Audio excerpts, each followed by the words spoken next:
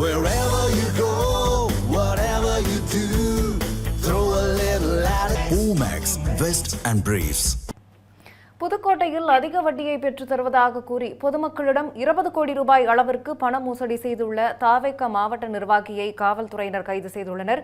இது தொடர்பான கூடுதல் தகவல்களை செய்தியாளர் செந்தில்குமார் வழங்க கேட்கலாம். செந்தில்குமார், வணக்கம். யார் இந்த நிர்வாகி? அவருடைய பின்னணி என்ன? இந்த விவகாரம் எப்படி வெளிச்சத்திற்கு வந்தது? விவரம்.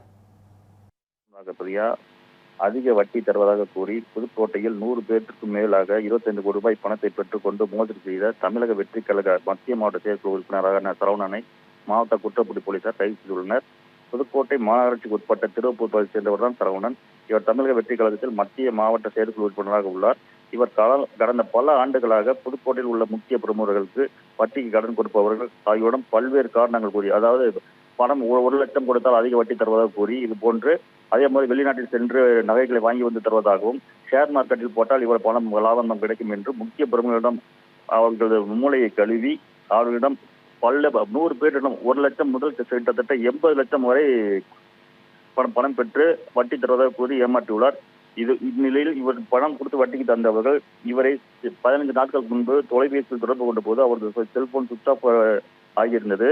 இதனால் அவர்கள் சந்தேகப்பட்டு இந்நிலையில் தான் தற்போது தமிழக வெற்றி கழகம் தமிழகத்தில் ஆட்சி அமைத்துள்ளது. இவரை தமிழக வெற்றி கழகத்தை கூறி பணம் திருப்பி தரமாட்டார் என்ற பயம் வந்ததால் 100க்கும் மேற்பட்டோர் மாவட்ட காவல் கண்காணிப்பு அலுவலகத்தில் இவர் மீது புகார் அளித்தனர். இவர் மீது புகார் அளித்ததை தெரிந்து இவர் தலைமையாகினார்.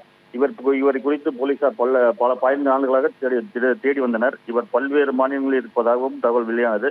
இந்நிலையில் ஒரு மாநிலத்தில் இருப்பதாக போலீஸ்கார் கிடைத்த ரகசிய தகவலை அடுத்து புதுக்கோட்டை மாவட்ட குற்றப்பிரிவு போலீசார் அங்கு சென்று அவரை அந்த மாநிலத்தை வைத்து கைது செய்து புதுக்கோட்டைக்கு அழைத்து வந்தனர். இவர் புதுக்கோட்டைக்கு மாவட்ட காவல் கண்காணிப்பு போலீசார் அழைத்து வருவதை கேள்விப்பட்ட பணம் கொடுத்து ஏமாந்தவர்கள் 100க்கும் மேற்பட்டோர் இன்று புதுக்கோட்டை மாவட்ட கண்காணிப்பு அலுவலகத்துக்கு வந்து அவரை எங்களிடம் ஒப்படையுங்கள், நாங்கள் பார்த்துக் கொள்கிறோம், எங்களது பணத்தை திருப்பிக் கொடுங்கள் என்று போலீசாரிடம் வாக்குவாதத்தில் ஈடுபட்டனர். இந்நிலையில் அவரை நாங்கள் கைது செய்துள்ளோம். அவர் மீது குற்றப்பத்திரிகை தாக்கல் செய்யப்பட்டுள்ளது. அவரை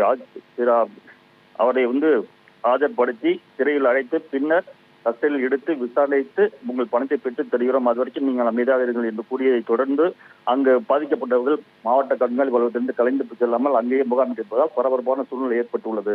ராகத்துரியா.